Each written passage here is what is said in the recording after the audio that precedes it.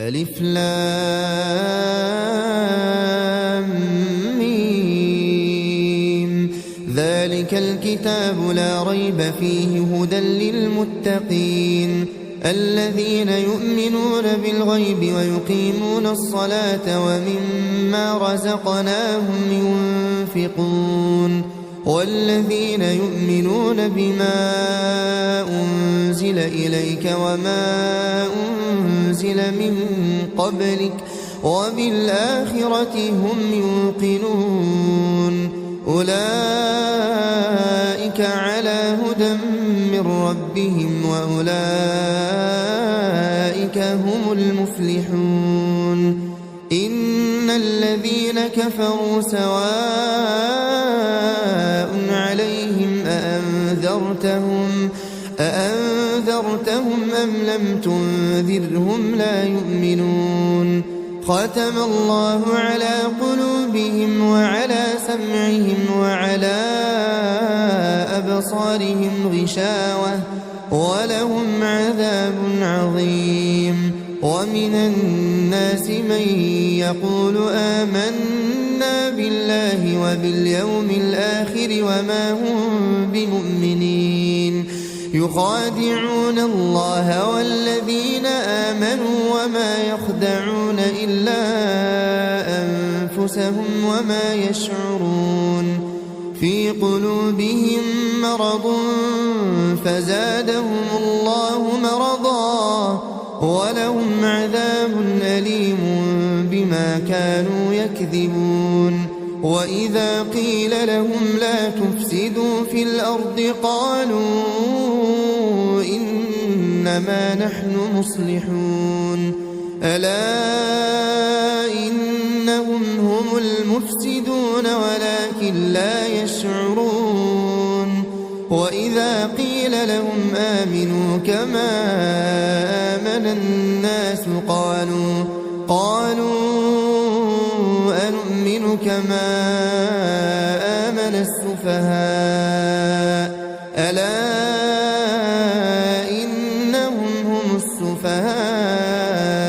ولكن لا يعلمون وإذا لقوا الذين آمنوا قالوا آمنا وإذا خلوا إلى شياطينهم قالوا إنا معكم إنما نحن مستهزئون الله يستهزئ بهم ويمدهم في طغيانهم يعمهون أولئك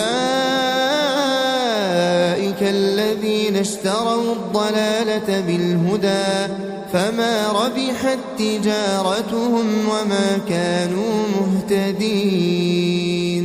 مثلهم كمثل الذي استوقد نارا فلما أضاءت ما حوله ذهب الله بنورهم وتركهم في ظلمات لا يبصرون صم بكم عمي فهم لا يرجعون أو كصيب من السماء فيه ظلمات ورعد وبرق يجعلون أصابعهم في آذانهم من الصواعق حذر الموت والله محيط بالكافرين يكاد البرق يخطف أبصارهم كلما أضاء لهم مشوا فيه وإذا أظلم عليهم قاموا ولو شاء الله لذهب بسمعهم وأبصارهم إن الله على كل شيء قدير يا أيها الناس اعبدوا ربكم الذي خلقكم والذين من قبلكم لعلكم تتقون الذي جعل لكم الأرض فراشا والسماء بناء وأنزل أرسل من السماء ماء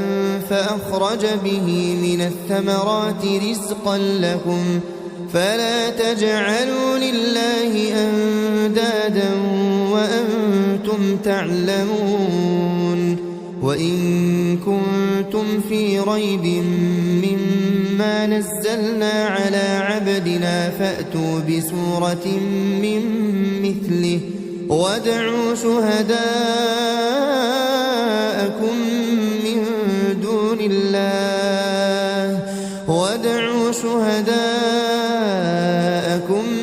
من دون الله إن كنتم صادقين فإن لم تفعلوا ولن تفعلوا فاتقوا النار التي وقودها الناس والحجارة أعدت للكافرين وبشر الذين آمنوا وعملوا الصالحات أن لهم جنات تجري من تحتها الأنهار كلما رزقوا منها من ثمرة رزقا قالوا هذا الذي رزقنا من قبل وأتوا به متشابها ولهم فيها أزواج مطهرة وهم فيها خالدون إن الله لا يستحيي أن يضرب مثلا ما بعوضة فما فوقها فأما الذين آمنوا فيعلمون أنه الحق من ربهم وأما الذين كفروا فيقولون ماذا أراد الله بهذا مثلا يضل به كثيرا ويهدي به كثيرا وما يضل به إلا الفاسقين الذين ينقضون عهد الله من بعد ميثاقه ويقطعون ما أمر الله به أن يوصل ويفسدون في الأرض أولئك هم الخاسرون كيف تكفرون بالله وكنتم أمواتا فأحياكم ثم يميتكم ثم يحييكم ثم إليه ترجعون هو الذي خلق لكم ما في الأرض جميعا ثم استوى إلى السماء فسواهن 7 سماوات وهو بكل شيء عليم وإذ قال ربك للملائكة إني جاعل في الأرض خليفة قالوا أتجعل فيها من يفسد فيها ويسفك الدماء ونحن نسبح بحمدك ونقدس لك قال إني أعلم ما لا تعلمون وعلم آدم الأسماء كلها ثم عرضهم على الملائكة فقال أنبئوني بأسماء هؤلاء إن كنتم صادقين قالوا سبحانك لا علم لنا إلا ما علمتنا إنك أنت العليم الحكيم قال يا آدم أنبئهم بأسمائهم فلما أنبأهم بأسمائهم قال ألم أقل لكم إني أعلم غيب السماوات والأرض وأعلم ما تبدون وما كنتم تكتمون وإذ قلنا للملائكة اسجدوا لآدم فسجدوا إلا إبليس أبى واستكبر وكان من الكافرين وقلنا يا آدم اسكن أنت وزوجك الجنة وكلا منها رغدا حيث شئتما ولا تقربا هذه الشجرة فتكونا من الظالمين فأزلهما الشيطان عنها فأخرجهما مما كانا فيه وقلنا اهبطوا بعضكم لبعض عدو ولكم في الأرض مستقر ومتاع إلى حين فتلقى آدم من ربه كلمات فتاب عليه إنه هو التواب الرحيم قلنا اهبطوا منها جميعا فإما يأتينكم مني هدى فمن تبع هداي فلا خوف عليهم ولا هم يحزنون والذين كفروا وكذبوا بآياتنا أولئك أصحاب النار هم فيها خالدون يا بني إسرائيل اذكروا نعمتي التي أنعمت عليكم وأوفوا بعهدي أوف بعهدكم وإياي فارهبون وآمنوا بما أنزلت مصدقا لما معكم ولا تكونوا أول كافر به ولا تشتروا بآياتي ثمنا قليلا وإياي فاتقون ولا تلبسوا الحق بالباطل وتكتموا الحق وأنتم تعلمون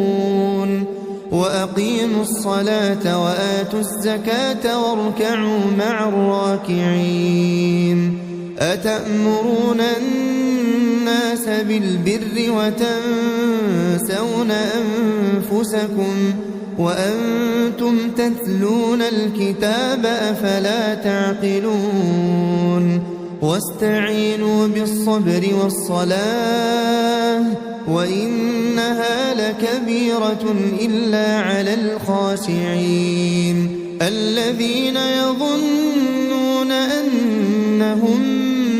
ملاقو ربهم وأنهم إليه راجعون يا بني إسرائيل اذكروا نعمتي التي أنعمت عليكم وأني فضلتكم على العالمين واتقوا يوما لا تجزي نفس عن نفس شيئا ولا يقبل منها شفاعة ولا يؤخذ منها عدل ولا هم ينصرون وإذ نجيناكم من آل فرعون يسومونكم سوء العذاب يذبحون أبناءكم ويستحيون نساءكم وفي ذلكم بلاء من ربكم عظيم وإذ فرقنا بكم البحر فأنجيناكم وأغرقنا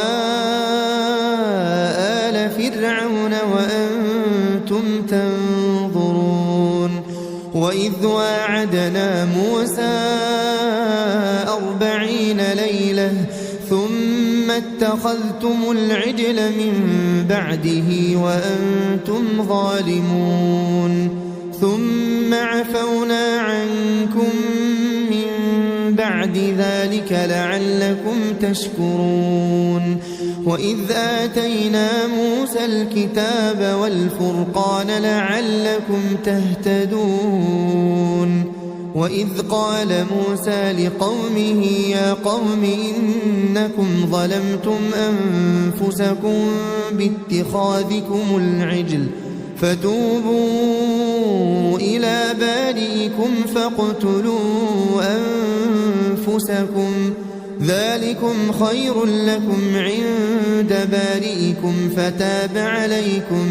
إنه هو التواب الرحيم وإذ قلتم يا موسى لن نؤمن لك حتى نرى الله جهرة فأخذتكم الصاعقة وأنتم تنظرون ثم بعثناكم من بعد موتكم لعلكم تشكرون وظللنا عليكم الغمام وأنزلنا عليكم المن والسلوى كلوا من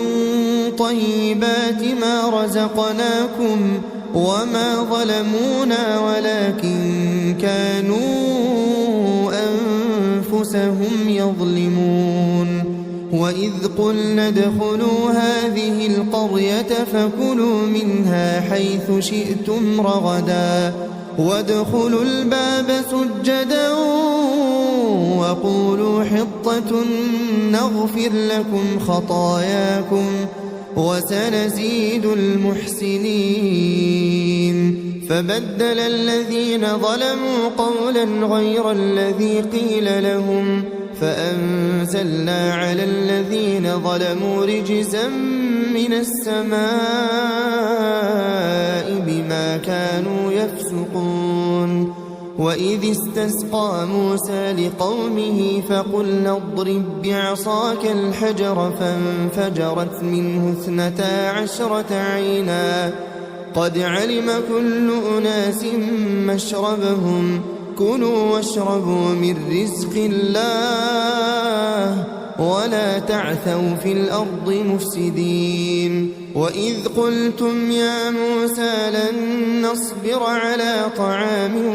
واحد فادع لنا ربك يخرج لنا مما تنبت الأرض من بقلها وقثائها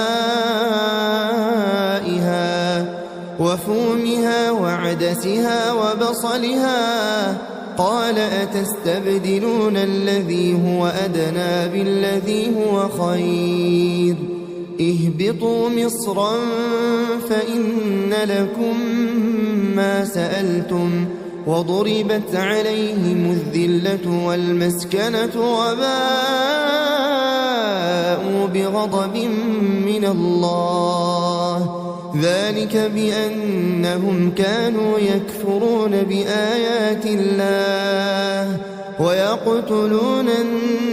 النبيين بغير الحق ذلك بما عصوا وكانوا يعتدون إن الذين آمنوا والذين هادوا والنصارى والصابئين من آمن بالله واليوم الآخر وعمل صالحا فلهم أجرهم عند ربهم ولا خوف عليهم ولا هم يحزنون وإذ أخذنا ميثاقكم ورفعنا فوقكم الطور خذوا ما آتيناكم بقوة واذكروا ما فيه لعلكم تتقون ثم توليتم من بعد ذلك فلولا فضل الله عليكم ورحمته لكنتم من الخاسرين ولقد علمتم الذين اعتدوا منكم في السبت فقلنا لهم كونوا قردة خاسئين فجعلناها نكالا لما بين يديها وما خلفها وموعظة للمتقين وإذ قال موسى لقومه إن الله يأمركم أن تذبحوا بقرة قالوا أتتخذنا هزوا قال أعوذ بالله أن أكون من الجاهلين قالوا ادع لنا ربك يبين لنا ما هي قال إنه يقول إنها بقرة لا فارض ولا بكر عوان بين ذلك فافعلوا ما تؤمرون قالوا ادع لنا ربك يبين لنا ما لونها قال إنه يقول إنها بقرة صفراء فاقع لونها تسر الناظرين قالوا ادع لنا ربك يبين لنا ما هي إن البقرة شابه علينا وإنا إن شاء الله لمهتدون قال إنه يقول إنها بقرة لا ذلول تثير الأرض ولا تسقي الحرث مسلمة لا شية فيها قالوا الآن جئت بالحق فذبحوها وما كادوا يفعلون وإذ قتلتم نفسا فادارأتم فيها والله مخرج ما كنتم تكتمون فقلنا اضربوه ببعضها كذلك يحيي الله الموتى ويريكم آياته لعلكم تعقلون ثم قست قلوبكم من بعد ذلك فهي كالحجارة أو أشد قسوة وإن من الحجارة لما يتفجر منه الأنهار وإن منها لما يشقق فيخرج منه الماء وإن منها لما يهبط من خشية الله وما الله بغافل عما تعملون أفتطمعون أن يؤمنوا لكم وقد كان فريق منهم يسمعون كلام الله ثم يحرفونه من بعد ما عقلوه وهم يعلمون وإذا لقوا الذين آمنوا قالوا آمنا وإذا خلا بعضهم إلى بعض قالوا أتحدثونهم بما فتح الله عليكم ليحاجوكم به عند ربكم أفلا تعقلون أولا يعلمون أن الله يعلم ما يسرون وما يعلنون ومنهم أميون لا يعلمون الكتاب إلا أماني وإن هم إلا يظنون فويل للذين يكتبون الكتاب بأيديهم ثم يقولون هذا من عند الله ليشتروا به ثمنا قليلا فويل لهم مما كتبت أيديهم وويل لهم مما يكسبون وقالوا لن تمسنا النار إلا أياما معدودة قل أتخذتم عند الله عهدا فلن يخلف الله عهده أم تقولون على الله ما لا تعلمون بلى من كسب سيئة وأحاطت به خطيئته فأولئك أصحاب النار هم فيها خالدون والذين آمنوا وعملوا الصالحات أولئك أصحاب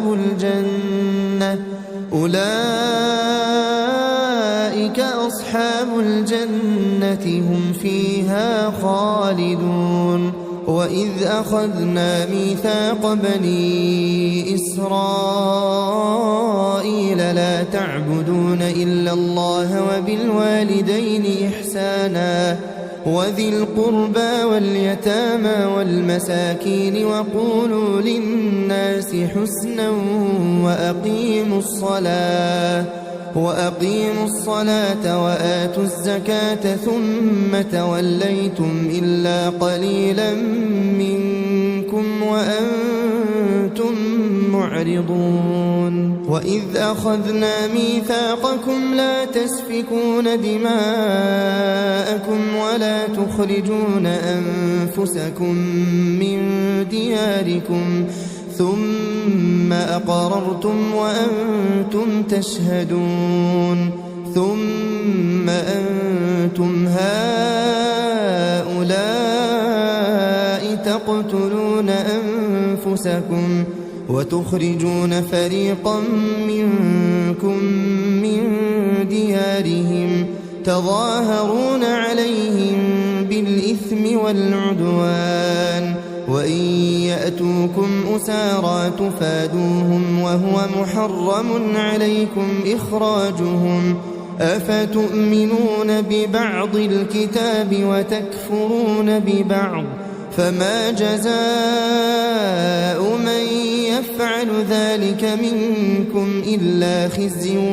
في الحياة الدنيا ويوم القيامة يردون إلى أشد العذاب وما الله بغافل عما تعملون أولئك الذين اشتروا الحياة الدنيا بالآخرة فلا يخفف عنهم العذاب ولا هم ينصرون ولقد آتينا موسى الكتاب وقفينا من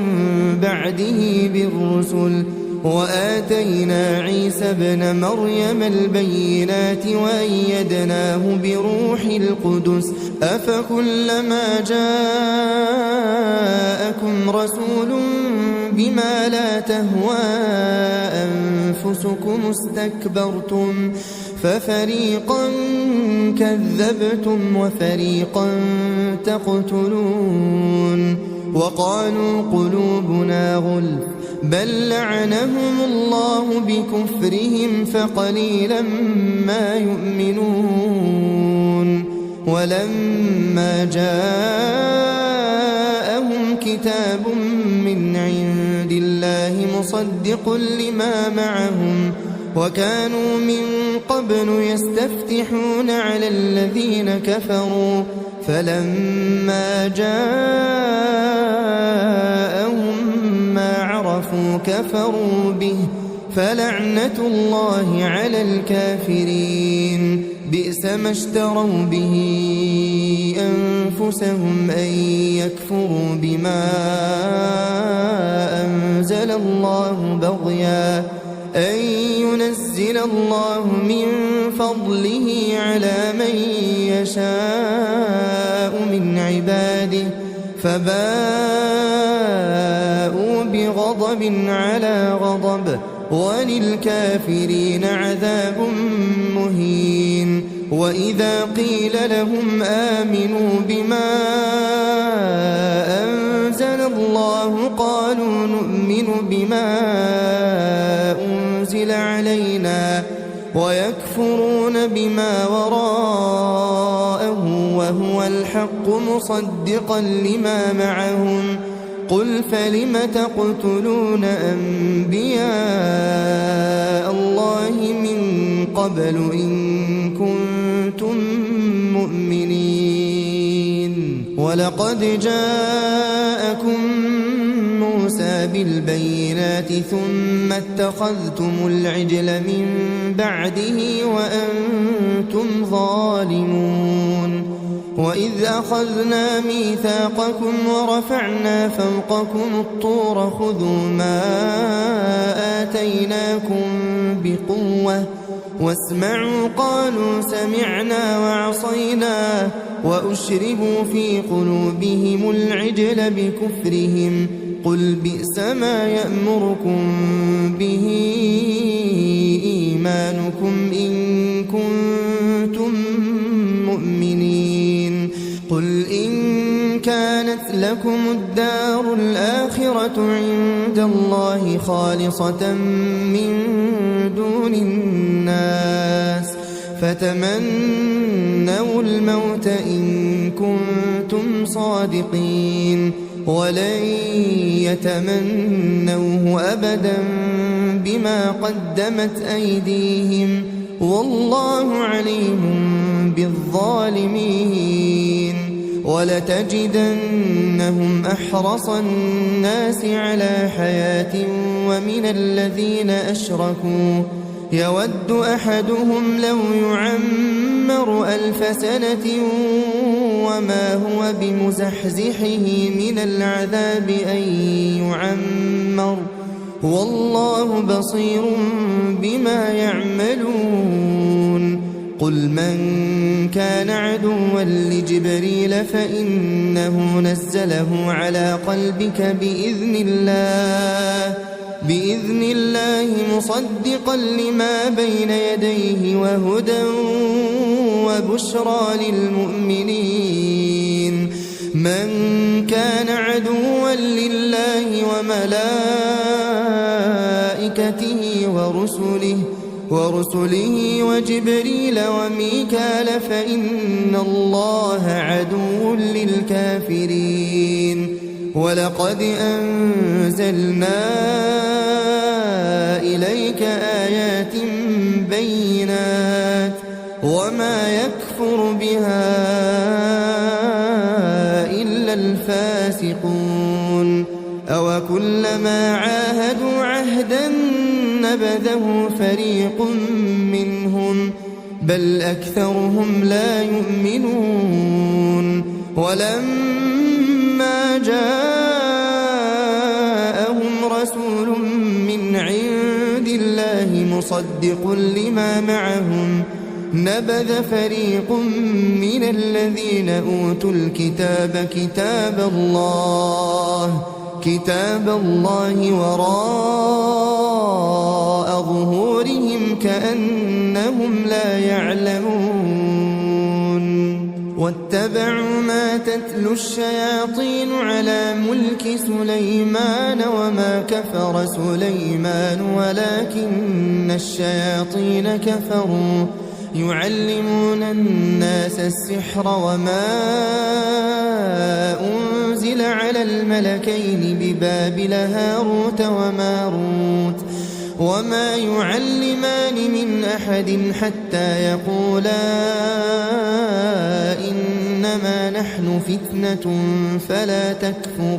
فيتعلمون منهما ما يفرقون به بين المرء وزوجه وما هم بضارين به من أحد إلا بإذن الله ويتعلمون ما يضرهم ولا ينفعهم ولقد علموا لمن اشتراه ما له في الآخرة من خلاق ولبئس ما شروا به أنفسهم لو كانوا يعلمون ولو أنهم آمنوا واتقوا لمثوبة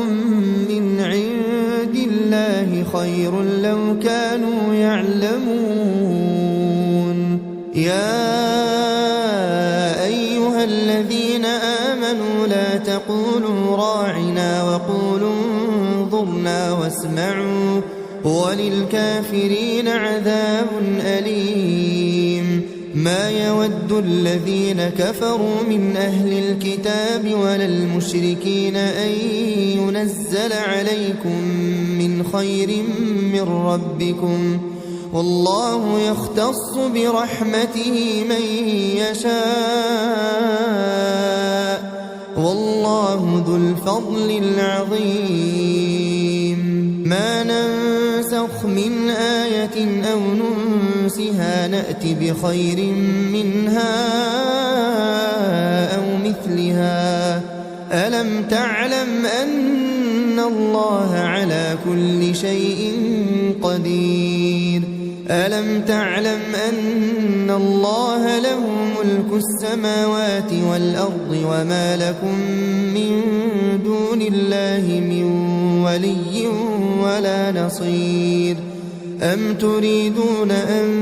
تسألوا رسولكم كما سئل موسى من قبل ومن يتبدل الكفر بالإيمان فقد ضل سواء السبيل ود كثير من أهل الكتاب لو يردونكم من بعد إيمانكم كفارا حسدا من عند أنفسهم من بعد ما تبين لهم الحق فاعفوا واصفحوا حتى يأتي الله بأمره إن الله على كل شيء قدير وأقيموا الصلاة وآتوا الزكاة وما تقدموا لأنفسكم من خير تجدوه عند الله إن الله بما تعملون بصير وقالوا لن يدخل الجنة إلا من كان هودا أو نصارى تلك أمانيهم قل هاتوا برهانكم إن كنتم صادقين بلى من أسلم وجهه لله وهو محسن فله أجره عند ربه ولا خوف عليهم ولا هم يحزنون وقالت اليهود ليست النصارى على شيء وقالت النصارى ليست اليهود على شيء وهم يتلون الكتاب كذلك قال الذين لا يعلمون مثل قولهم فالله يحكم بينهم يوم القيامة فيما كانوا فيه يختلفون ومن أظلم ممن منع مساجد الله أن يذكر فيها اسمه وسعى في خرابها أولئك ما كان لهم أن يدخلوها إلا خائفين لهم في الدنيا خزي ولهم في الآخرة عذاب عظيم ولله المشرق والمغرب فأينما تولوا فثم وجه الله إن الله واسع عليم وقالوا اتخذ الله ولدا سبحانه بل له ما في السماوات والأرض كل له قانتون بديع السماوات والأرض وإذا قضى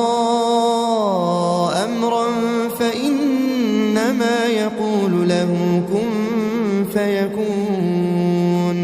وقال الذين لا يعلمون لولا يكلمنا الله أو تأتينا آية كذلك قال الذين من قبلهم مثل قولهم تشابهت قلوبهم قد بينا الآيات لقوم يوقنون إنا أرسلناك بالحق بشيرا ونذيرا ولا تسأل عن أصحاب الجحيم ولن ترضى عنك اليهود ولا النصارى حتى تتبع ملتهم قل إن هدى الله هو الهدى ولئن اتبعت أهواءهم بعد الذي جاءك من العلم ما لك من الله من ولي ولا نصير الذين آتيناهم الكتاب يتلونه حق تلاوته أولئك يؤمنون به ومن يكفر به فأولئك هم الخاسرون يا بني إسرائيل اذكروا نعمتي التي أنعمت عليكم وأني فضلتكم على العالمين واتقوا يوما لا تجزي نفس عن نفس شيئا ولا يقبل منها عدل ولا تنفعها شفاعة ولا هم ينصرون وإذ ابتلى إبراهيم ربه بكلمات فأتمهن قال إني جاعلك للناس إماما قال ومن ذريتي قال لا ينال عهد الظالمين وإذ جعلنا البيت مثابة للناس وأمنا واتخذوا من مقام إبراهيم مصلى وعهدنا إلى إبراهيم وإسماعيل أن طهر بيتي للطائفين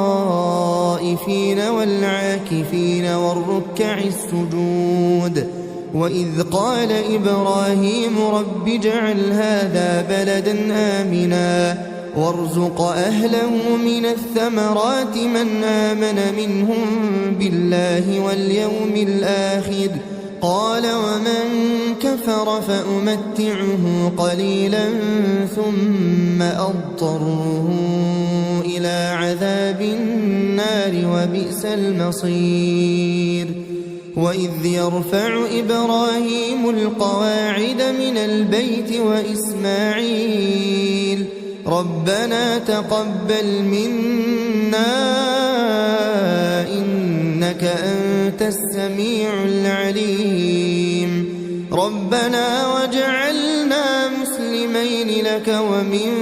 ذريتنا أمة مسلمة لك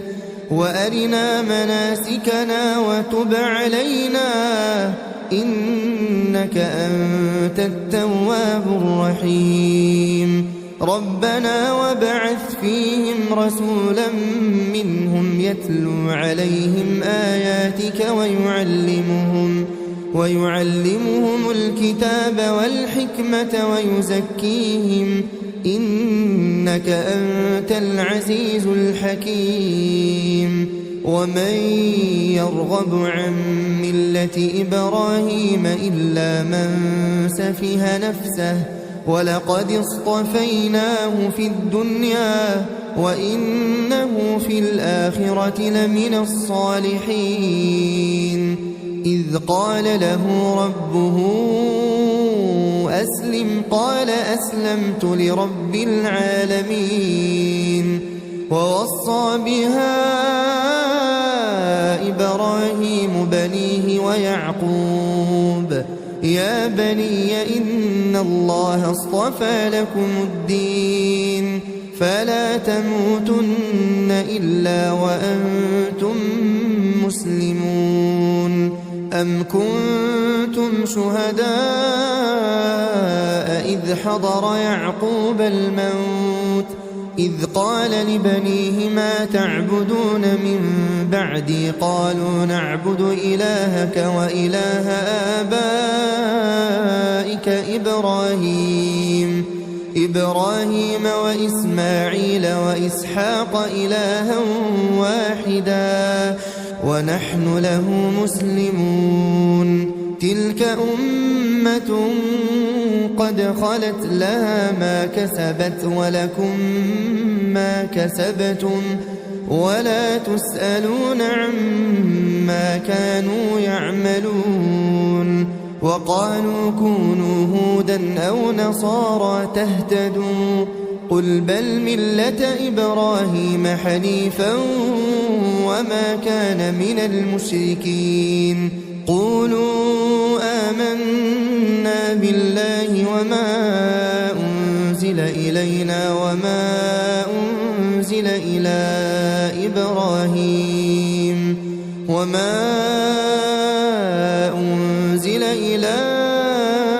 إبراهيم وإسماعيل وإسحاق ويعقوب والأسباط وما أوتي موسى وعيسى وما أوتي النبيون من ربهم لا نفرق بين أحد منهم ونحن له مسلمون فإن آمنوا بمثل ما آمنتم به فقد اهتدوا وإن تولوا فإنما هم في شقاق فسيكفيكهم الله وهو السميع العليم صبغة الله ومن أحسن من الله صبغة ونحن له عابدون قل أتحاجوننا في الله وهو ربنا وربكم ولنا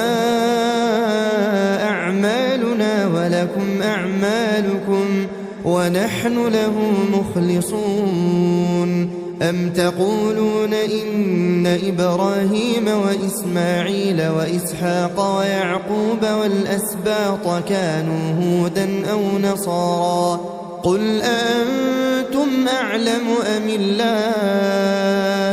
ومن أظلم ممن كتم شهادة عنده من الله وما الله بغافل عما تعملون تلك أمة قد خلت لها ما كسبت ولكم ما كسبتم ولا تسألون عما كانوا يعملون سيقول السفهاء من الناس ما ولاهم عن قبلتهم التي كانوا عليها قل لله المشرق والمغرب يهدي من يشاء إلى صراط مستقيم وكذلك جعلناكم أمة وسطا لتكونوا شهداء على الناس ويكون الرسول عليكم شهيدا وما جعلنا القبلة التي كنت عليها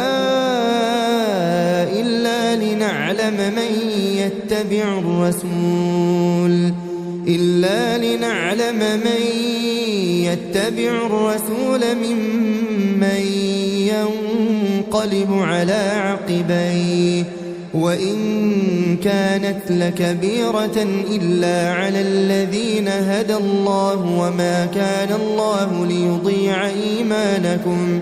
إن الله بالناس لرؤوف رحيم قد نرى تقلب وجهك في السماء فلنولينك قبلة ترضاها فول وجهك شطر المسجد الحرام وحيث ما كنتم فولوا وجوهكم شطره وإن الذين أوتوا الكتاب ليعلمون أنه الحق من ربهم وما الله بغافل عما يعملون ولئن أتيت الذين أوتوا الكتاب بكل آية ما تبعوا قبلتك وما أنت بتابع قبلتهم وما بعضهم بتابع قبلة بعض ولئن اتبعت أهواءهم من بعد ما جاءك من العلم إنك إذا لمن الظالمين. الذين آتيناهم الكتاب يعرفونه كما يعرفون أبناءهم وإن فريقا منهم ليكتمون الحق وهم يعلمون. الحق من ربك فلا تكونن من الممترين. ولكل وجهة هو موليها فاستبقوا الخيرات أينما تكونوا يأت بكم الله جميعا إن الله على كل شيء قدير. ومن حيث خرجت فول وجهك شطر المسجد الحرام وإنه للحق من ربك وما الله بغافل عما تعملون. ومن حيث خرجت فول وجهك شطر المسجد الحرام وحيث ما كنتم فولوا وجوهكم شطره لئلا يكون للناس عليكم حجة إلا الذين ظلموا منهم فلا تخشوهم واخشوني ولأتم نعمتي عليكم ولعلكم تهتدون. كما أرسلنا فيكم رسولا منكم يتلو عليكم آياتنا ويزكيكم ويعلمكم الكتاب والحكمة ويعلمكم ما لم تكونوا تعلمون. فاذكروني أذكركم واشكروا لي ولا تكفرون. يا أيها الذين آمنوا استعينوا بالصبر والصلاة إن الله مع الصابرين. ولا تقولوا لمن يقتل في سبيل الله أموات بل أحياء ولكن لا تشعرون. ولنبلونكم بشيء من الخوف والجوع ونقص من الأموال والأنفس والثمرات وبشر الصابرين الذين إذا أصابتهم مصيبة قالوا إنا لله وإنا إليه راجعون. أولئك عليهم صلوات من ربهم ورحمة وأولئك هم المهتدون. إن الصفا والمروة من شعائر الله فمن حج البيت أو اعتمر فلا جناح عليه أن يطوف بهما ومن تطوع خيرا فإن الله شاكر عليم. إن الذين يكتمون ما أنزلنا من البينات والهدى من بعد ما بيناه للناس في الكتاب أولئك يلعنهم الله ويلعنهم اللاعنون إلا الذين تابوا وأصلحوا وبينوا فأولئك أتوب عليهم وأنا التواب الرحيم. إن الذين كفروا وماتوا وهم كفار أولئك عليهم لعنة الله والملائكة والملائكة والناس أجمعين خالدين فيها لا يخفف عنهم العذاب ولا هم ينظرون وإلهكم إله واحد لا إله إلا هو الرحمن الرحيم إن في خلق السماوات والأرض واختلاف الليل والنهار والفلك التي تجري في البحر بما ينفع الناس وما أنزل الله من السماء من ماء فأحيا به الأرض بعد موتها وبث فيها من كل دابة وتصريف الرياح والسحاب المسخر بين السماء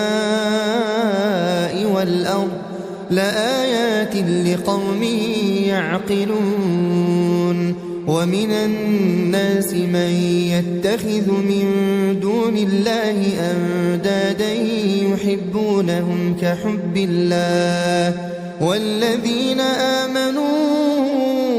أشد حبا لله ولو يرى الذين ظلموا إذ يرون العذاب أن القوة لله جميعا وأن الله شديد العذاب إذ تبرأ الذين اتبعوا من الذين اتبعوا ورأوا العذاب وتقطعت بهم الأسباب وقال الذين اتبعوا لو أن لنا كرة فنتبرأ منهم كما تبرأوا منا كذلك يريهم الله أعمالهم حسرات عليهم وما هم بخارجين من النار يا أيها الناس كلوا مما في الأرض حلالا طيبا ولا تتبعوا خطوات الشيطان إنه لكم عدو مبين إنما يأمركم بالسوء والفحشاء وأن تقولوا على الله ما لا تعلمون وإذا قيل لهم اتبعوا ما أنزل الله قالوا بل نتبع ما ألفينا عليه آباءنا أولو كان آباؤهم لا يعقلون شيئا ولا يهتدون ومثل الذين كفروا كمثل الذي ينعق بما لا يسمع إلا دعاء ونداء صم بكم عمي فهم لا يعقلون يا أيها الذين آمنوا كلوا من طيبات ما رزقناكم واشكروا لله إن كنتم إياه تعبدون إنما حرم عليكم الميتة والدم ولحم الخنزير وما أهل به لغير الله فمن اضطر غير باغ ولا عاد فلا إثم عليه إن الله غفور رحيم إن الذين يكتمون ما أنزل الله من الكتاب ويشترون به ثمنا قليلا أولئك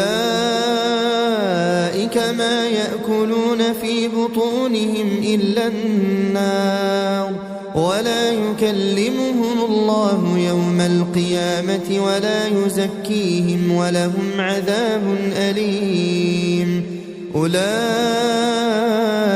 الذين اشتروا الضلالة بالهدى والعذاب بالمغفرة فما أصبرهم على النار. ذلك بأن الله نزل الكتاب بالحق وإن الذين اختلفوا في الكتاب لفي شقاق بعيد. ليس البر أن تولوا وجوهكم قبل المشرق والمغرب ولكن البر من آمن بالله واليوم الآخر والملائكة والكتاب والنبيين وآتى المال على حبه ذوي القربى واليتامى والمساكين وابن السبيل والسائلين وفي الرقاب وأقام الصلاة وآتى الزكاة والموفون بعهدهم إذا عاهدوا والصابرين في البأساء والضراء وحين البأس. أولئك الذين صدقوا وأولئك هم المتقون. يا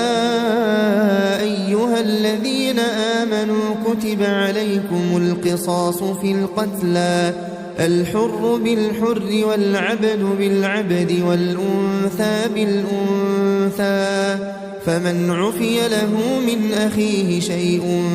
فاتباع بالمعروف وأداء إليه بإحسان ذلك تخفيف من ربكم ورحمة فمن اعتدى بعد ذلك فله عذاب أليم. ولكم في القصاص حياة يا أولي الألباب لعلكم تتقون. كتب عليكم إذا حضر أحدكم الموت إن ترك خيرا الوصية للوالدين والأقربين بالمعروف حقا على المتقين. فمن بدله بعدما سمعه فإنما إثمه على الذين يبدلونه إن الله سميع عليم. فمن خاف من موص جنفا أو إثما فأصلح بينهم فلا إثم عليه إن الله غفور رحيم. يا أيها الذين آمنوا كتب عليكم الصيام كما كتب على الذين من قبلكم لعلكم تتقون. أياما معدودات فمن كان منكم مريضا أو على سفر فعدة من أيام أخر وعلى الذين يطيقونه فدية طعام مسكين فمن تطوع خيرا فهو خير له وأن تصوموا خير لكم إن كنتم تعلمون. شهر رمضان الذي أنزل فيه القرآن هدى للناس وبينات من الهدى والفرقان فمن شهد منكم الشهر فليصمه ومن كان مريضا أو على سفر فعدة من أيام أخر يريد الله بكم اليسر ولا يريد بكم العسر ولتكملوا العدة ولتكبروا الله على ما هداكم ولعلكم تشكرون. وإذا سألك عبادي عني فإني قريب أجيب دعوة الداع إذا دعان فليستجيبوا لي وليؤمنوا بي لعلهم يرشدون. أحل لكم ليلة الصيام الرفث إلى نسائكم هن لباس لكم وأنتم لباس لهن علم الله أنكم كنتم تختانون أنفسكم فتاب عليكم وعفى عنكم فالآن باشروهن وابتغوا ما كتب الله لكم وكلوا واشربوا حتى يتبين لكم الخيط الأبيض من الخيط الأسود من الفجر ثم أتموا الصيام إلى الليل ولا تباشروهن وأنتم عاكفون في المساجد تلك حدود الله فلا تقربوها كذلك يبين الله آياته للناس لعلهم يتقون. ولا تأكلوا أموالكم بينكم بالباطل وتدلوا بها إلى الحكام لتأكلوا فريقا من أموال الناس بالإثم وأنتم تعلمون. يسألونك عن الأهلة قل هي مواقيت للناس والحج وليس البر بأن تأتوا البيوت من ظهورها ولكن البر من اتقى وأتوا البيوت من أبوابها واتقوا الله لعلكم تفلحون. وقاتلوا في سبيل الله الذين يقاتلونكم ولا تعتدوا إن الله لا يحب المعتدين. واقتلوهم حيث ثقفتموهم وأخرجوهم من حيث أخرجوكم والفتنة أشد من القتل ولا تقاتلوهم عند المسجد الحرام حتى يقاتلوكم فيه فإن قاتلوكم فاقتلوهم كذلك جزاء الكافرين. فإن انتهوا فإن الله غفور رحيم. وقاتلوهم حتى لا تكون فتنة ويكون الدين لله فإن انتهوا فلا عدوان إلا على الظالمين. الشهر الحرام بالشهر الحرام والحرمات قصاص فمن اعتدى عليكم فاعتدوا عليه بمثل ما اعتدى عليكم واتقوا الله واعلموا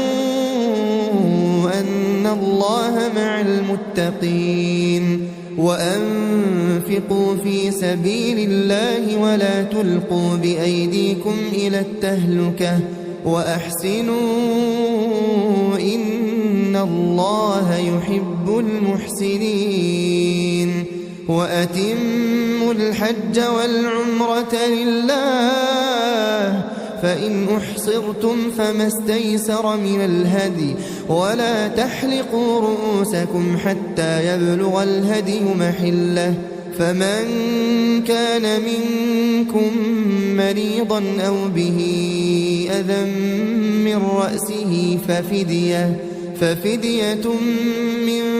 صيام أو صدقة أو نسك فإذا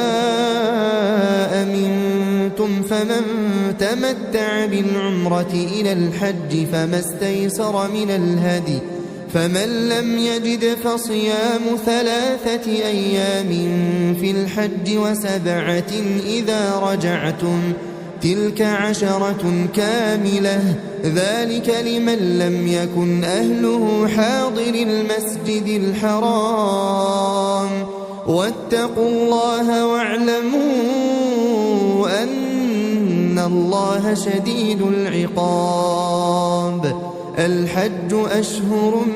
معلومات فمن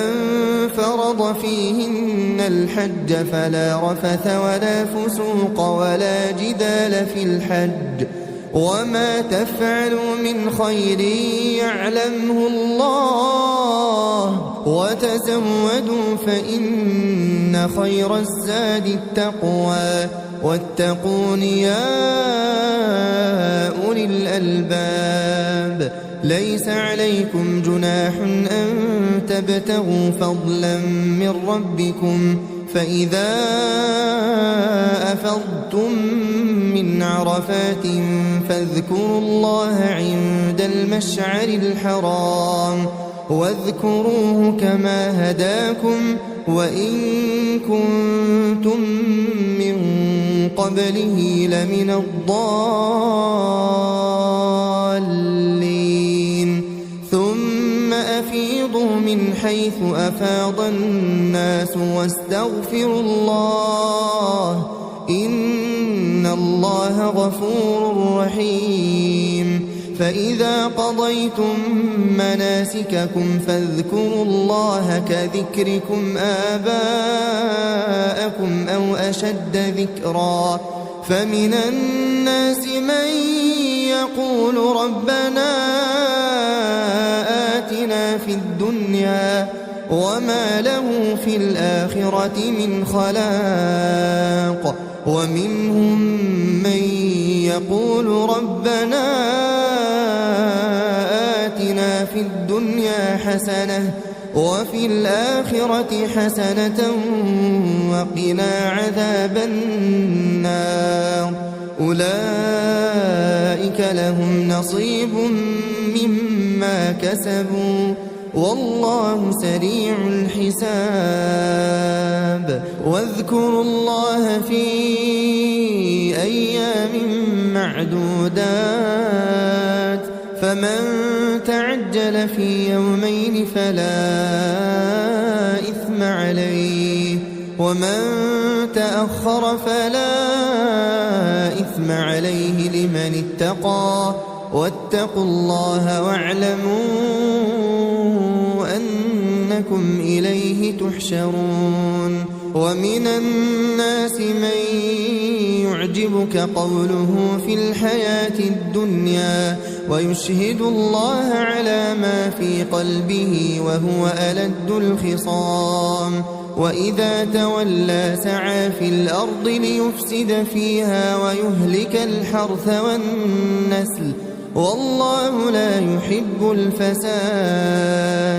وإذا قيل له اتق الله أخذته العزة بالإثم فحسبه جهنم ولبئس المهاد ومن الناس من يشري نفسه ابتغاء مرضات الله والله رؤوف بالعباد يا أيها الذين آمنوا ادخلوا في السلم كافة ولا تتبعوا خطوات الشيطان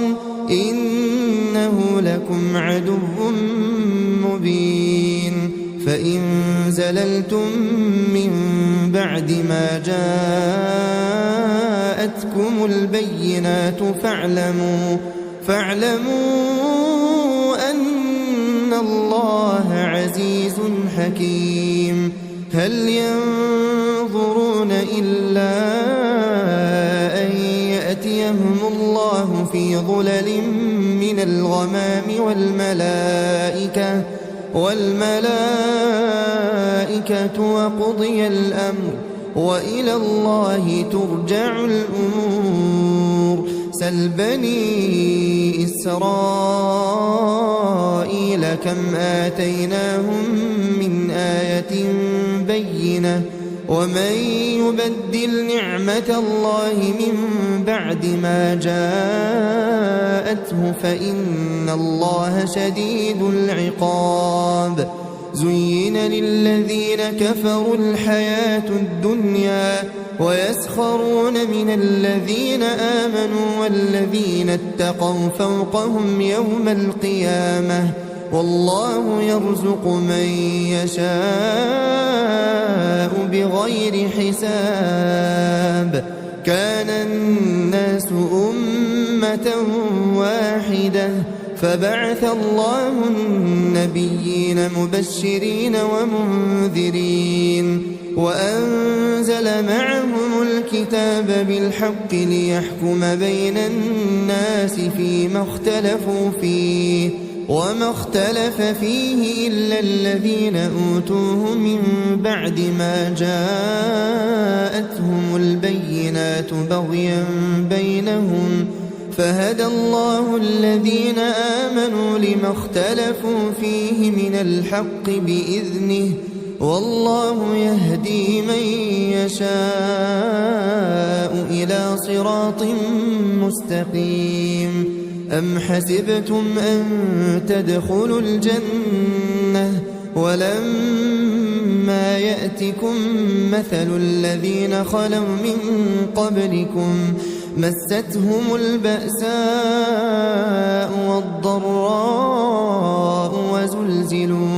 وزلزلوا حتى يقول الرسول والذين آمنوا معه متى نصر الله ألا إن نصر الله قريب. يسألونك ماذا ينفقون قل ما أنفقتم من خير فللوالدين والأقربين واليتامى والمساكين وابن السبيل وما تفعلوا من خير فإن الله به عليم. كتب عليكم القتال وهو كره لكم وعسى أن تكرهوا شيئا وهو خير لكم وعسى أن تحبوا شيئا وهو شر لكم والله يعلم وأنتم لا تعلمون. يسألونك عن الشهر الحرام قتال فيه قل قتال فيه كبير وصد عن سبيل الله وكفر به والمسجد الحرام وإخراج أهله منه أكبر عند الله والفتنة أكبر من القتل ولا يزالون يقاتلونكم حتى يردوكم عن دينكم إن استطاعوا ومن يرتدد منكم عن دينه فيمت وهو كافر فأولئك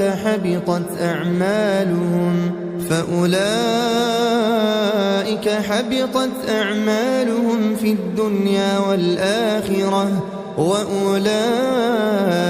أصحاب النار هم فيها خالدون. إن الذين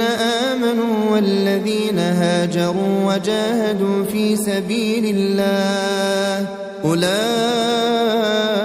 يرجون رحمة الله والله غفور رحيم. يسألونك عن الخمر والميسر قل فيهما إثم كبير ومنافع للناس وإثمهما أكبر من نفعهما ويسألونك ماذا ينفقون قل العفو كذلك يبين الله لكم الآيات لعلكم تتفكرون في الدنيا والآخرة. ويسألونك عن اليتامى قل إصلاح لهم خير وإن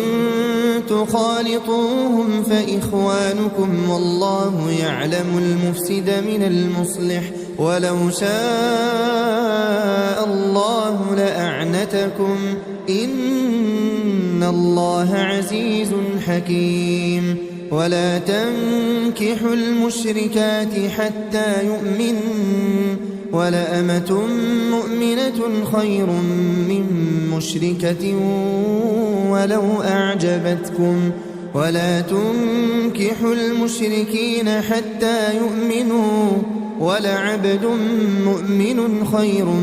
من مشرك ولو أعجبكم أولئك يدعون إلى النار والله يدعو إلى الجنة والمغفرة بإذنه ويبين آياته للناس لعلهم يتذكرون ويسألونك عن المحيض قل هو أذى فاعتزلوا النساء في المحيض ولا تقربوهن حتى يطهرن فإذا تطهرن فأتوهن من حيث أمركم الله إن الله يحب التوابين ويحب المتطهرين نساؤكم حرث لكم فأتوا حرثكم أنى شئتم وقدموا لأنفسكم واتقوا الله واعلموا أنكم ملاقوه وبشر المؤمنين ولا تجعلوا الله عرضة لأيمانكم أن تبروا وتتقوا وتصلحوا بين الناس والله سميع عليم لا يؤاخذكم الله باللغو في أيمانكم ولكن يؤاخذكم بما كسبت قلوبكم والله غفور حليم للذين يؤلون من نسائهم تربص 4 أشهر فإن فاءوا فإن الله غفور رحيم وإن عزموا الطلاق فإن الله سميع عليم والمطلقات يتربصن بأنفسهن 3 قروء ولا يحل لهن أن يكتمن ما خلق الله في أرحامهن إن كن يؤمن بالله واليوم الآخر وبعولتهن أحق بردهن في ذلك إن أرادوا إصلاحا ولهن مثل الذي عليهن بالمعروف وللرجال عليهن درجة والله عزيز حكيم الطلاق 2 فإمساكم بمعروف أو تسريح بإحسان ولا يحل لكم أن تأخذوا مما آتيتموهن شيئا إلا أن يخافا ألا يقيما حدود الله فإن خفتم ألا يقيما حدود الله فلا جناح عليهما فيما افتدت به تلك حدود الله فلا تعتدوها ومن يتعد حدود الله فأولئك هم الظالمون فإن طلقها فلا تحل له من بعد حتى تنكح زوجا غيره فإن طلقها فلا جناح عليهما أن يتراجعا إن ظنا أن يقيما حدود الله وتلك حدود الله يبينها لقوم يعلمون. وإذا طلقتم النساء فبلغن أجلهن فأمسكوهن بمعروف أو سرحوهن بمعروف ولا تمسكوهن ضرارا لتعتدوا ومن يفعل ذلك فقد ظلم نفسه. ولا تتخذوا آيات الله هزوا واذكروا نعمة الله عليكم وما أنزل عليكم من الكتاب والحكمة يعظكم به واتقوا الله واعلموا أن الله بكل شيء عليم. وإذا طلقتم النساء فبلغن أجلهن فلا تعضلوهن أن ينكحن أزواجهن إذا تراضوا بينهم بالمعروف ذلك يوعظ به من كان منكم يؤمن بالله واليوم الآخر ذلكم أزكى لكم وأطهر والله يعلم وأنتم لا تعلمون. والوالدات يرضعن أولادهن حولين كاملين لمن أراد أن يتم الرضاعة وعلى المولود له رزقهن وكسوتهن بالمعروف لا تكلف نفس إلا وسعها لا تضار والدة بولدها ولا مولود له بولده وعلى الوارث مثل ذلك فإن أرادا فصالا عن تراض منهما وتشاور فلا جناح عليهما. وإن أردتم أن تسترضعوا أولادكم فلا جناح عليكم إذا سلمتم ما آتيتم بالمعروف واتقوا الله واعلموا أن الله بما تعملون بصير. والذين يتوفون منكم ويذرون أزواجا يتربصن بأنفسهن 4 أشهر وعشرا فإذا بلغن أجلهن فلا جناح عليكم فيما فعلن في أنفسهن بالمعروف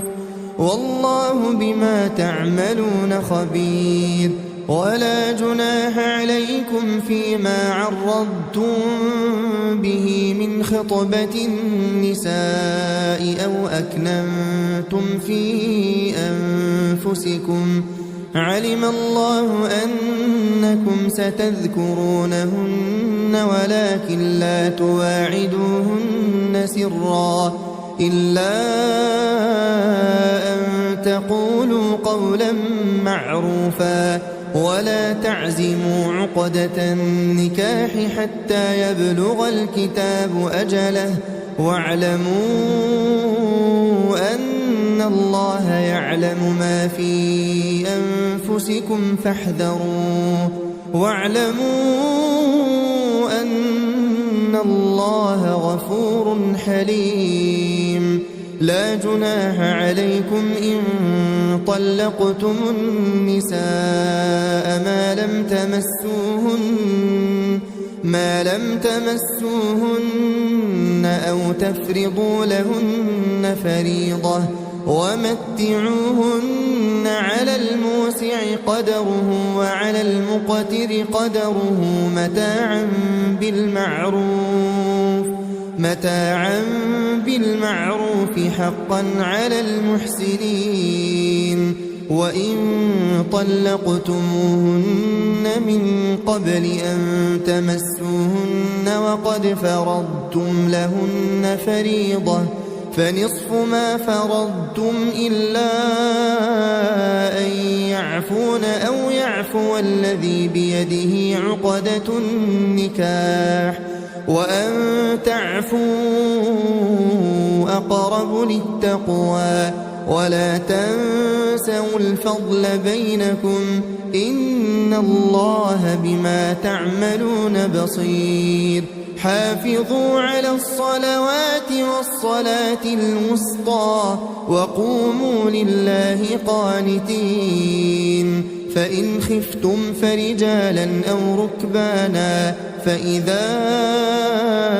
أمنتم فاذكروا الله كما علمكم ما لم تكونوا تعلمون والذين يتوفون منكم ويذرون أزواجا وصية لأزواجهم متاعا إلى الحول غير إخراج فإن خرجن فلا جناح عليكم فيما فعلن في أنفسهن من معروف والله عزيز حكيم وللمطلقات متاع بالمعروف حقا على المتقين كذلك يبين الله لكم آياته لعلكم تعقلون ألم تر إلى الذين خرجوا من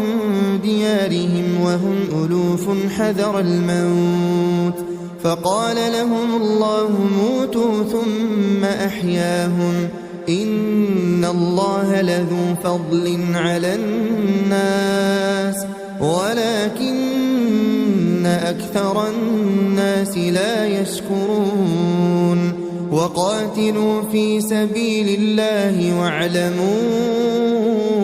أن الله سميع عليم من ذا الذي يقرض الله قرضا حسنا فيضاعفه له أضعافا كثيرة والله يقبض ويبسط وإليه ترجعون ألم تر إلى الملأ من بني إسرائيل من بعد موسى إذ قالوا لنبي لهم ابعث لنا ملكا نقاتل في سبيل الله قال هل عسيتم إن كتب عليكم القتال ألا تقاتلوا قالوا وما لنا ألا نقاتل في سبيل الله وقد أخرجنا من ديارنا وأبنائنا فلما كتب عليهم القتال تولوا إلا قليلا منهم والله عليم بالظالمين وقال لهم نبيهم إن الله قد بعث لكم طالوت ملكا قالوا أنى يكون له الملك علينا ونحن أحق بالملك منه ولم يؤت سعة من المال قال إن الله اصطفاه عليكم وزاده بسطة في العلم والجسم والله يؤتي ملكه من يشاء والله واسع عليم وقال لهم نبيهم إن آية ملكه أن يأتيكم التابوت فيه سكينة من ربكم وبقية مما ترك آل موسى وآل هارون تحمله الملائكة إن في ذلك لآية لكم إن كنتم مؤمنين فلما فصل طالوت بالجنود قال إن الله مبتليكم بنهر فمن شرب منه فليس مني ومن لم يطعمه فإنه مني إلا من اغترف غرفة بيده فشربوا منه إلا قليلا منهم فلما جاوزه هو والذين آمنوا معه قالوا لا طاقة لنا اليوم بجالوت وجنوده قال الذين يظنون أنهم ملاقو الله كم من فئة قليلة غلبت فئة كثيرة بإذن الله والله مع الصابرين. ولما برزوا لجالوت وجنوده قالوا ربنا أفرغ علينا صبرا وثبت أقدامنا وانصرنا على القوم الكافرين فهزموهم بإذن الله وقتل داود جالوت وآتاه الله الملك والحكمة وعلمه مما يشاء ولولا دفع الله الناس بعضهم ببعض لفسدت الأرض ولكن الله ذو فضل على العالمين. تلك آيات الله نتلوها عليك بالحق وإنك لمن المرسلين. تلك الرسل فضلنا بعضهم على بعض منهم من كلم الله ورفع بعضهم درجات وآتينا عيسى ابن مريم البينات وأيدناه بروح القدس ولو شاء الله ما اقتتل الذين من بعدهم من بعد ما جاءتهم البينات ولكن اختلفوا فمنهم من آمن ومنهم من كفر ولو شاء الله ما اقتتلوا ولكن الله يفعل ما يريد. يا أيها الذين آمنوا أنفقوا مما رزقناكم من قبل أن يأتي يوم لا بيع فيه ولا خلة ولا شفاعة والكافرون هم الظالمون. الله لا إله إلا هو الحي القيوم لا تأخذه سنة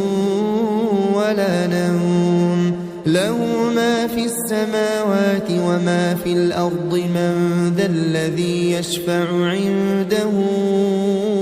إلا بإذنه يعلم ما بين أيديهم وما خلفهم ولا يحيطون بشيء من علمه إلا بما شاء وسع كرسيه السماوات والأرض ولا يؤوده حفظهما وهو العلي العظيم. لا إكراه في الدين قد تبين الرشد من الغي فمن يكفر بالطاغوت ويؤمن بالله فقد استمسك بالعروة الوثقى لا انفصام لها والله سميع عليم. الله ولي الذين آمنوا يخرجهم من الظلمات إلى النور والذين كفروا أولياؤهم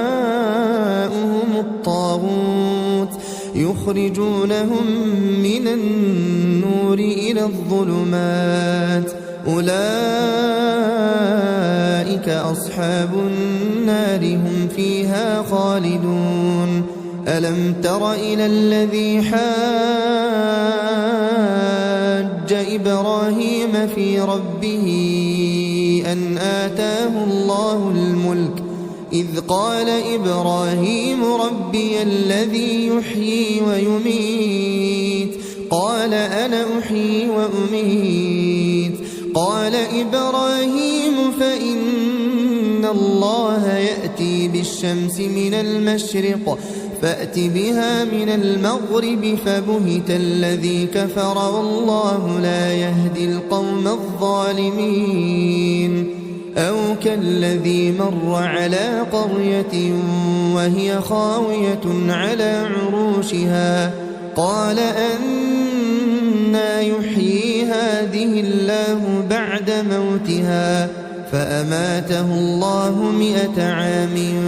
ثم بعثه قال كم لبثت قال لبثت يوما أو بعض يوم قال بل لبثت 100 عام فانظر إلى طعامك وشرابك لم يتسنه وانظر إلى حمارك ولنجعلك آية للناس وانظر إلى العظام كيف ننشزها ثم نكسوها لحما فلما تبين له قال أعلم أن الله على كل شيء قدير وإذ قال إبراهيم رب أرني كيف تحيي الموتى قال أولم تؤمن قال بلى ولكن ليطمئن قلبي قال فخذ 4 من الطير فصرهن إليك ثم اجعل على كل جبل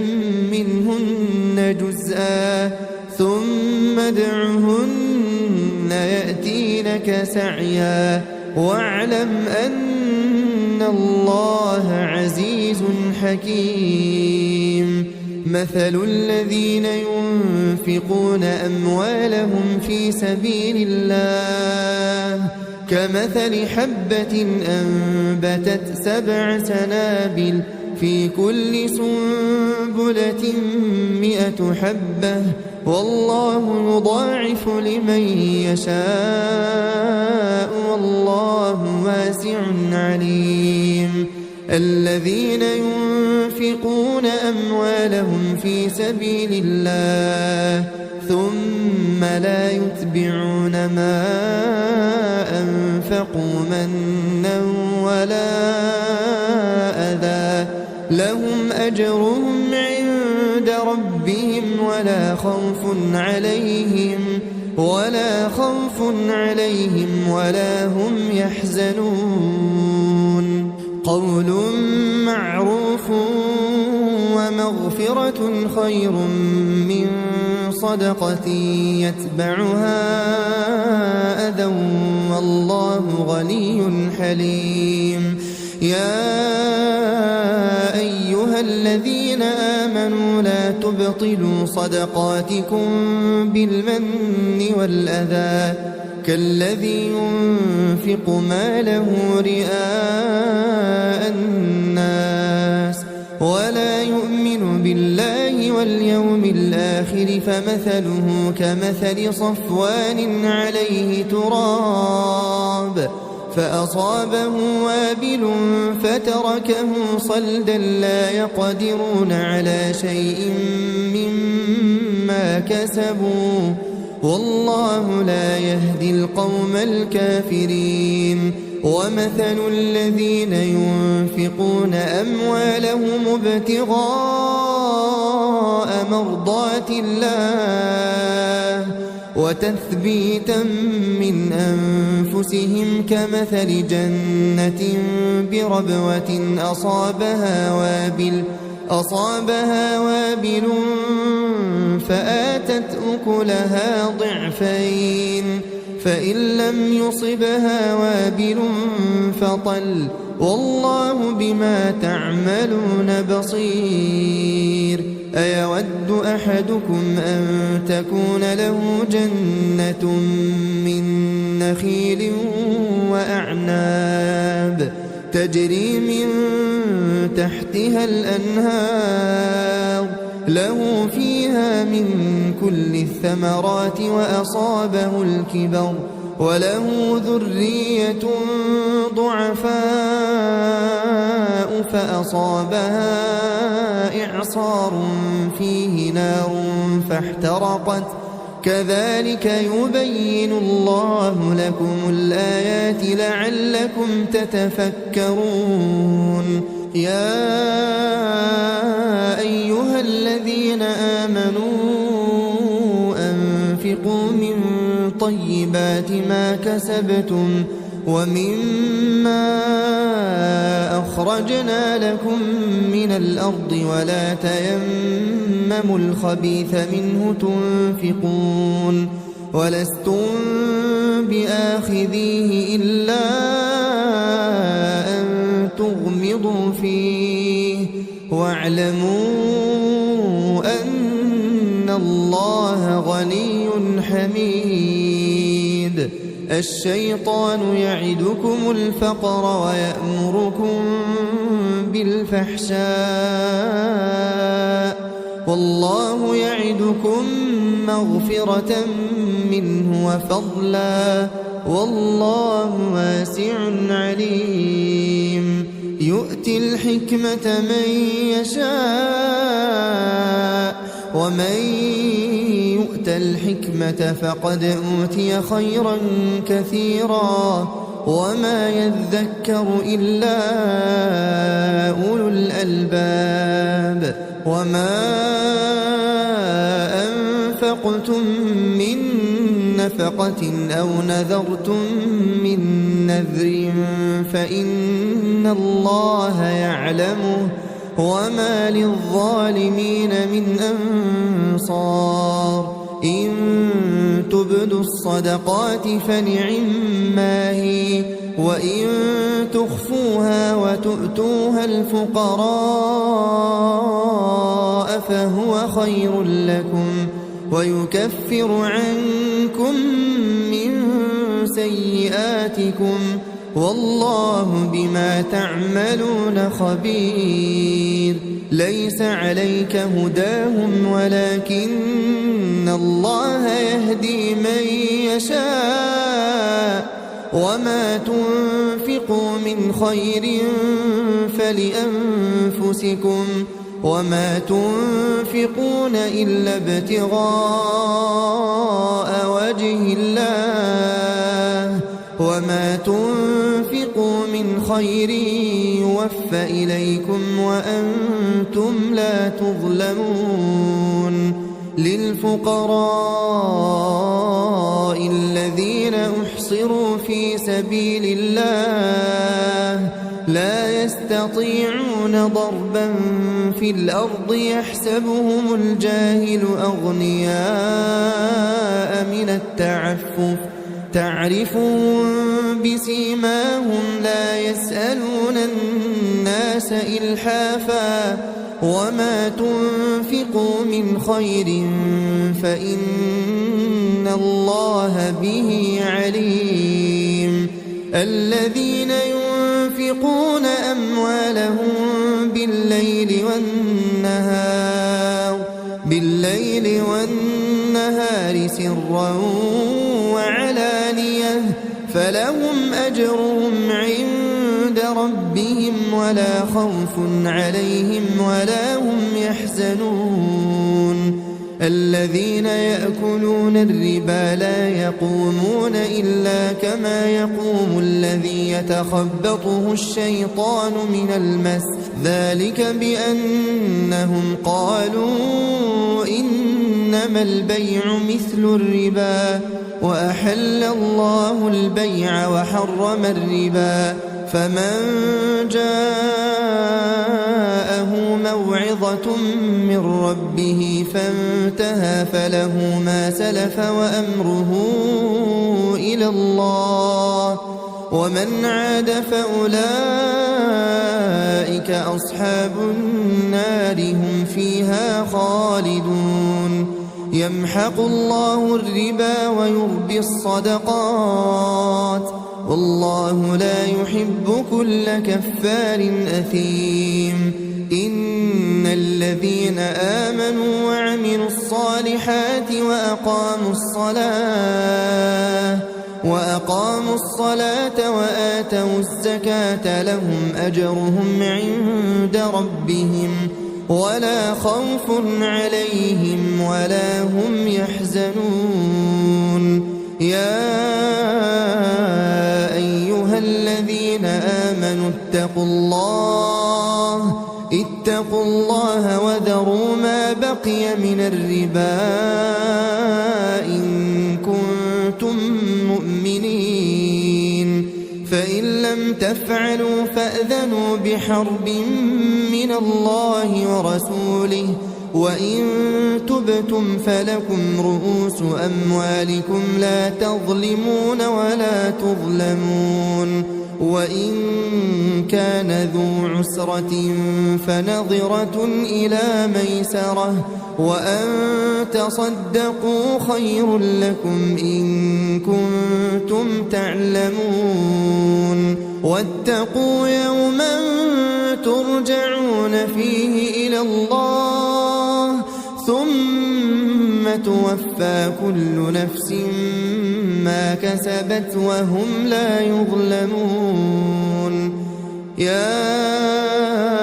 أيها الذين آمنوا إذا تداينتم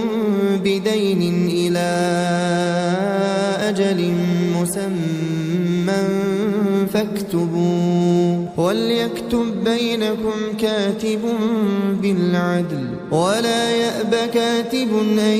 يكتب كما علمه الله فليكتب وليملل الذي عليه الحق وليتق الله ربه ولا يبخس منه شيئا فإن كان الذي عليه الحق سفيها أو ضعيفا أو لا يستطيع أن يمل هو فليملل وليه بالعدل واستشهدوا شهيدين من رجالكم فإن لم يكونا رجلين فرجل وامرأتان ممن ترضون من الشهداء أن تضل إحداهما فتذكر إحداهما الأخرى ولا يأبى الشهداء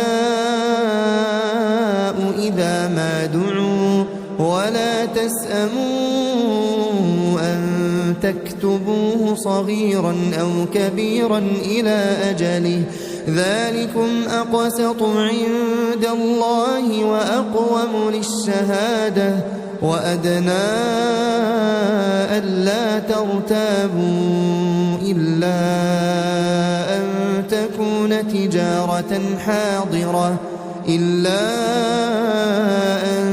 تكون تجارة حاضرة